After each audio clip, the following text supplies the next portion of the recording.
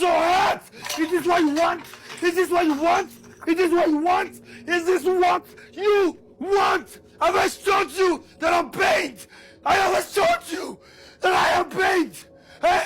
Have I showed you now? I have some very positive people that's on my timeline, and they help me through my gloomy days, because yes, I do have them. You know what I'm saying? Honestly, if I'm being totally, perfectly honest, I'm having one right now. And the reason I'm going live is because sometimes you got to reach out and tell people that you need love, you need support, you need care. That woman right there is Kiana Burns. She went live on Facebook to ask her followers to pray for her, and 14 days after this video, she was dead. And so was her husband. This is my wife, Kiana. Mrs. Burns? Hey, this show is gonna start and it's gonna be exciting. Hey, son, you all right? Hi, baby, how you doing? Mwah. Every single episode is gonna be exciting, full of action, impact. We talking big business. We talking about big family. Meet the Burns. That was Kiana and Ronell Burns introducing themselves to the world.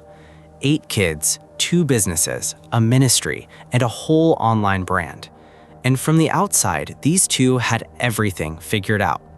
When my wife and myself, we decided we was gonna get a divorce, that we ain't gonna be with each other no more. We was just done with each other. And so I just thought back as I was talking to Erica. She was saying that she was going through a divorce. She works in a business, the same business that we work in. And she was saying she was going through a divorce and things are tough, and she had to go get a part-time job, and all these reasons as to why she had to go get a part-time job. A lot of us centered around her going through a divorce, and it took me back to 6 months ago when Kiana and I decided that we didn't want to be with each other no more. This is the story of Kiana and Ronell Burns, 2 people who built an entire life on faith, ambition, and the image of a perfect family, and how behind all of that, something was quietly breaking down. Kiana Renee Burns was born on September 15, 1977 in St. Louis, Missouri. She grew up in the Riverview Gardens area on the north side of St. Louis, went through the local public school system, and graduated from Riverview Gardens High School. She got her cosmetology license right after school and used it to build something real. Around the late 90s, she opened Critique Design's beauty and barber salon, and over nearly 25 years, she turned that salon into one of the most well-known beauty businesses in St. Louis, particularly in Ferguson, Missouri. She ran it herself, top to bottom. Outside the salon, Kiana also worked as an insurance agent with Primerica and eventually moved into business coaching and motivational speaking. By the time people found her on Instagram, her bio said salon owner, insurance agent, mother, and boss. She had nearly 14,000 followers at the time she died, which is not a massive number, but in the world of Christian entrepreneurs and faith-based business content, that is a real audience that tuned in and took her seriously. Before she met Ronell, she had 3 children of her own, Mecky Combs, Jaicha Martin, and Mariana Reed. She built her career while raising those kids, and everything she had came from her own hands. Ronell Dwight Burns was born on May 14, 1975, also in St. Louis. He grew up in the Vaughn housing projects in North St. Louis, raised largely by his mother Darlene. He graduated from Vashon High School in 1994, where he played on the school's state championship basketball team. After school, he got into insurance and financial services, eventually founding Legacy Financial Solutions, his own financial advising company. Ronell was a talker. I mean, the kind of man who could walk into a room and have everyone leaning in within 5 minutes. And that gift took him far. But his past had some real problems in it. Before Kiana, Ronell had been married to a woman named Avis Burns, and that marriage fell apart in a very public way. Around 2013 or 2014, Ronell appeared on the television show Divorce Court, where his ex-wife accused him of cheating on her and destroying her credit. He went on national television, defended himself, and when it was over, he repackaged the entire embarrassment as a story of transformation. He became a pastor and motivational speaker. He built a completely new identity around the idea of a man who fell and got back up through faith. That story sold well to people who wanted to believe it. When Kiana and Ronell found each other, the match made sense on paper. She had the business foundation and the work ethic. He had the charisma and the network. They married on September 13, 2012, and the wedding brought together a blended family of 8 children. Ria, RJ, Riley, Meki, Raya Haley, Jaicha, Mariana, and Ryan. 8 kids under one roof is no small thing to manage, but they put it on social media like it was the most natural thing in the world. Together, they launched For His Glory Ministries, a faith-based organization built on the message of God's love even for people who have made mistakes. They also started Six Figure Ambition, a business coaching brand aimed at helping ordinary people build serious income. On top of that, they had the salon, the insurance business, the ministry, and a self-produced reality show pilot called Meet the Burns. Everything they touched was branded and packaged for an audience. My wife's trying to catch up with me, baby. We gotta move fast, baby, because it's time for big business. So we help families, we change lives, we impact our community. Big family, big business. That was the message, and their followers believed every word of it. But while Kiana and Ronell were online coaching people on how to build 6-figure incomes, their own money was a disaster. Reports show they had built up over $500,000 in debt, spending on things like a Maserati and a rented mansion they presented to their audience as their own property. They were living the image, not the reality. And then, in December 2019, they filed for Chapter 7 bankruptcy, the kind where the court comes in and sells whatever assets you have left to pay your debts. Most of their ventures fell apart after that, and the only business that kept breathing was Kiana's salon. Here is the part that matters for what comes later. Ronell had been running most of his business activity on Kiana's money from the salon. She was the one actually bringing in steady income, and he was the one projecting the lifestyle. Over time, that dynamic created a slow-building resentment underneath all the Bible verses and motivational posts. In mid-2021, Kiana and Ronell packed up their 8 children and relocated from St. Louis to Sandy Springs, Georgia. The plan was to expand their businesses into a bigger market. Atlanta was the place for Black entrepreneurs at the time, and on the surface, the move looked like a power couple making their next big move. But Kiana later described what that transition actually felt like in the Facebook Live video that would turn out to be her last.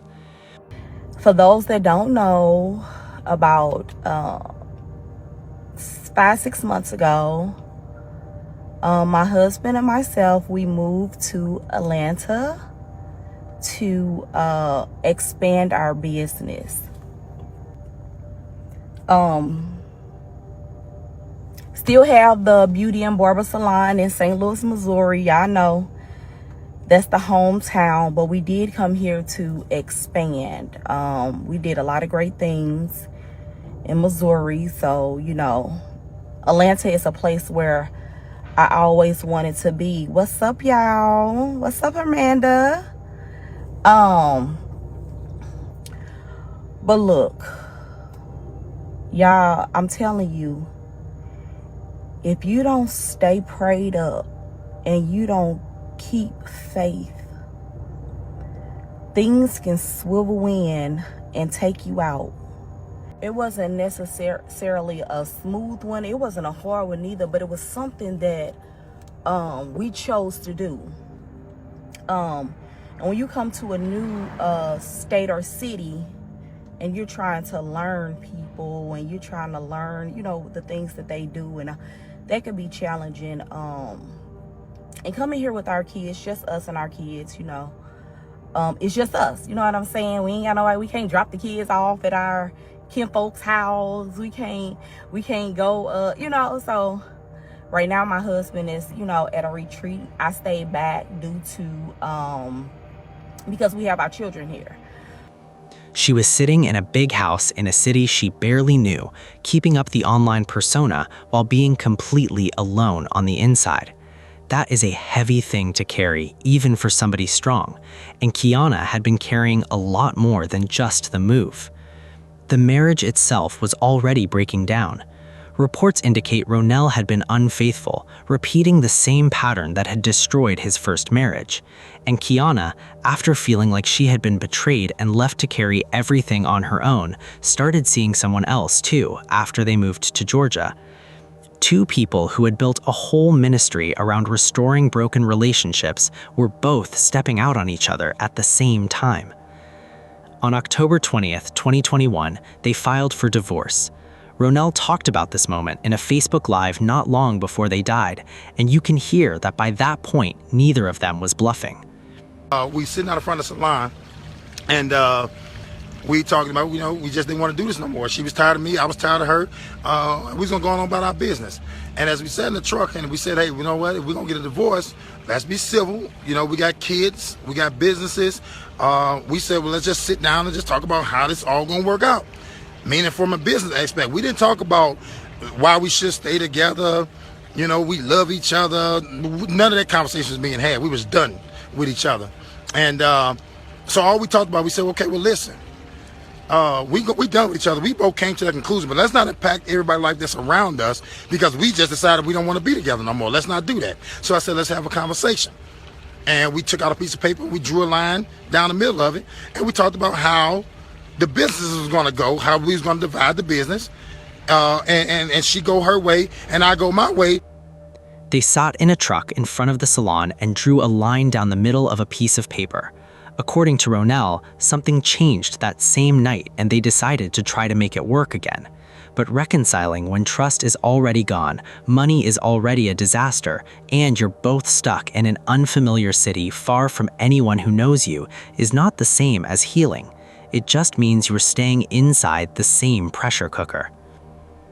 One day after the divorce filing, on October 20th, 2021, Kiana went live on Facebook and said something that, looking back now, sounds like a woman at the end of her rope.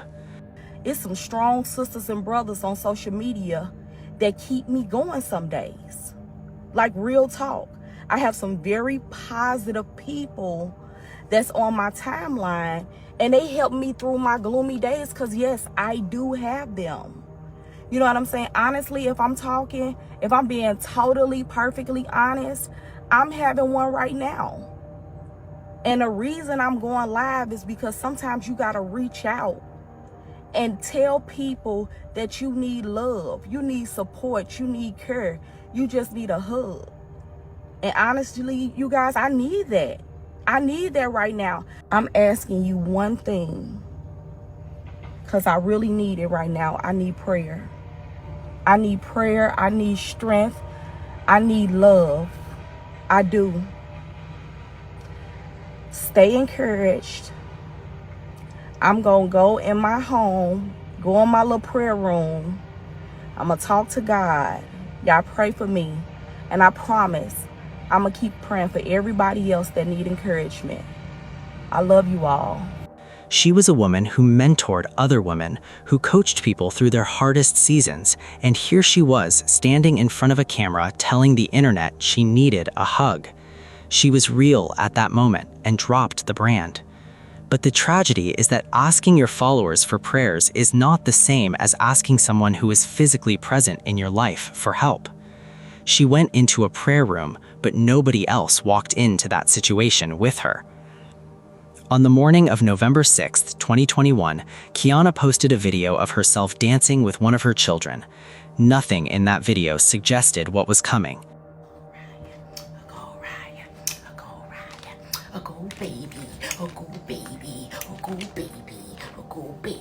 That's my baby. That's my baby. That's my baby. That's my baby. Go right, go right. That same evening, shortly before 9 p.m. at night, police received a call to respond to a home in Sandy Springs, Georgia. When officers arrived, they found Kiana and Ronell Burns both dead from gunshot wounds inside their home. No children or anyone else was there, just the two of them. Sandy Springs Police Sergeant Salvador Ortega confirmed what investigators found at the scene. No one else was in the home during the time of the shootings. Police classified the deaths as a murder unliving connected to domestic violence.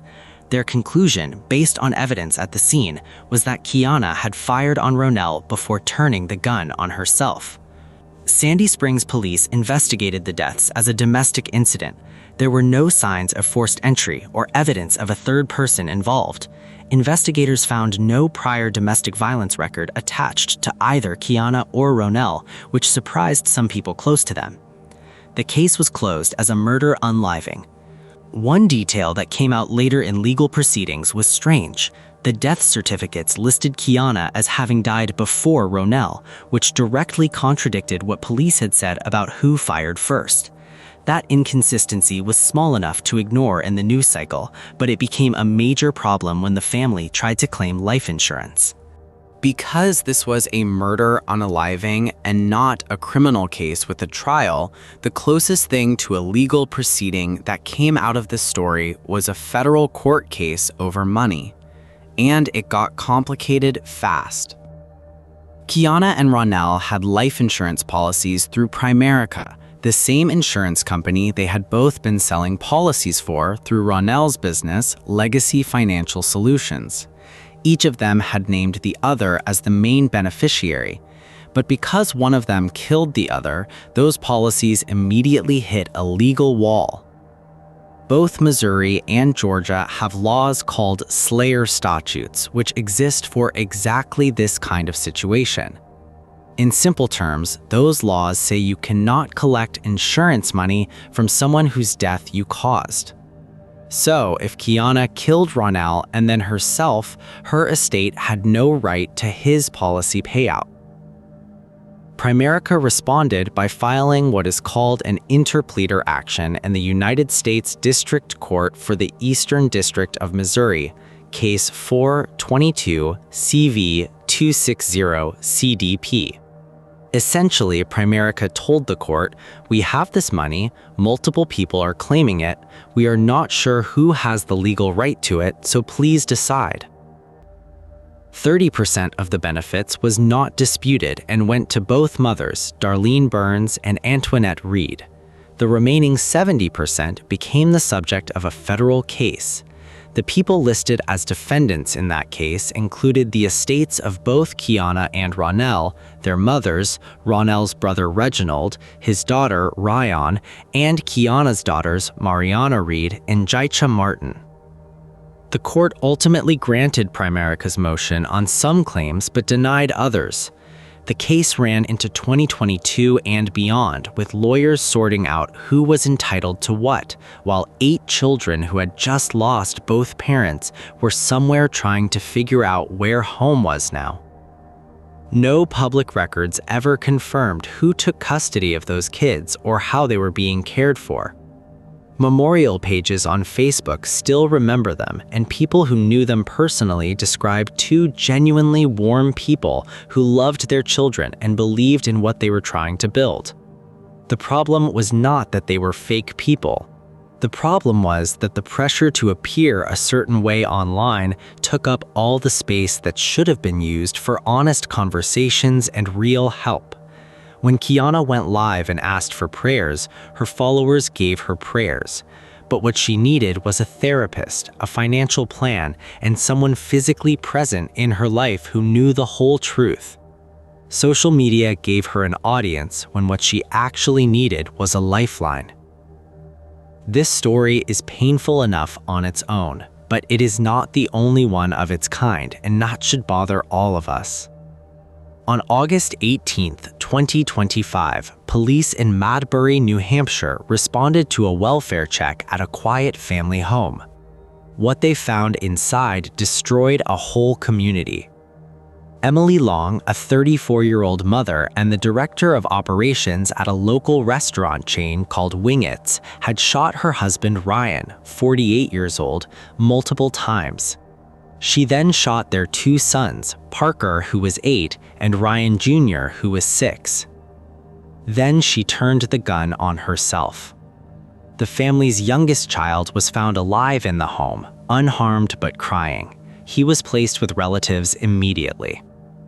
The New Hampshire Attorney General's office classified it as a murder-suicide and made clear there was no single reason behind it. They described various concerns and issues in the household and asked the public not to speculate. I think the impact for the community it's just trauma. It's absolute trauma. Tonight, some answers released by the New Hampshire Attorney General's office about what happened at this Madbury home Monday before the bodies of 2 adults and 2 children were found. That is 3 separate homicides and 1 suicide. Investigators say 34-year-old Emily Long shot and killed her husband, 48-year-old Ryan Long, and their 2 children, 8-year-old Parker and 6-year-old Ryan, before shooting and killing herself. They say she used a handgun already in their house. We are having gunfire and that this event occurs in a short time period right at 5:30 in the morning. And you're correct, it's not until 8:20 that there are individuals who are over to try to make contact with people and end up calling 911. That time in between are things that we're still working on. And right now, officials aren't sure why Emily Long killed her family members or herself. Some that involved the idea of what was going on with the money situation, another one with the health situation. I think the big thing is to try not to speculate that there's any one reason like something like this would happen. Homicide and suicide is usually much, much more complex than just one reason. But they say they're still trying to figure this out. If somebody does see an indicator of anyone in crisis, there's so many different ways. Dialing 988 in New Hampshire will immediately get people to assistance that they might need. Like Kiana Burns, Emily Long had a social media presence where she shared her pain in a way that looked like openness, but was actually just the surface. She ran a TikTok account where she called herself a brain cancer wife because her husband Ryan had been diagnosed with brain cancer. She talked about fear, grief, and what it felt like to watch the person you love fight a disease that might take him. In one video, she described herself as impulsive and emotionally reactive, while praising Ryan as calm and steady, the one who kept her grounded. She said she was terrified of losing him. But underneath all of that, something else was going on that her followers had no idea about. Emily's employer at Wingits alleged that since January 2023, she had been writing checks from the company's bank accounts directly to herself, depositing them into her personal account. Time up until July this year, there was over $660,000 that were taken from my businesses, from cash deposits and checks written to herself, because she's the only one that had access to any of this money. He said for weeks he tried to get answers from Long, but when he couldn't... I felt like I had no other option but to go to law enforcement. And we were still doing our investigating on our financial end, and looking deeper into how far this went back and, how much was taken. The total amount allegedly stolen came to around $660,000. When confronted in June, she handed over bank statements that the owner later said appeared to be altered. On August 11th, the owner filed a police complaint. That same day, Emily resigned from her job by text message. 7 days later, everyone in that house except the toddler was dead. The owner of Wingit said after the incident that he had no plans to try to recover the money. The only thing that mattered to him was the child who survived. I don't want to make this about me because it's not about me. It's about this little boy that has no family anymore. And that is the story right here. The connection between Emily Long and Kiana Burns is not a stretch. Both women were performing stability online while falling apart in private. Both had financial situations that were far worse than anything their followers could see. The Burns had filed for bankruptcy, owing more than $500,000. Emily had allegedly been stealing hundreds of thousands from her employer, reportedly driven in part by what people around her described as a shopping problem. Her neighbors noticed the constant deliveries. She had joked online about budgets being, in her own words, a crime against humanity. In the days before everything collapsed, she was posting about trying to get out of a depressive hole and selling off her things. Both women asked the internet for support. Both were carrying more than they ever showed. And in both cases, by the time anyone understood just how close to the edge they really were, there was nothing left to do. The school where Ryan Long worked as a psychologist, the Oster River Cooperative School District, released a statement before the new school year in August 2025, letting students and staff know that mental health support would be available. That is what gets left behind in stories like these: whole communities, children with no parents, teachers and neighbors trying to make sense of something that has no clean explanation. The one thing that separates these two cases is that Emily Long included her children in what she did. Kiana and Ronell's 8 children were not home that night. That single fact is the reason this story did not become even more devastating than it already was. If something in either of these stories is hitting close to home for you, please reach out to someone who actually knows you, not your followers, someone who can show up. Let me know in the comments section.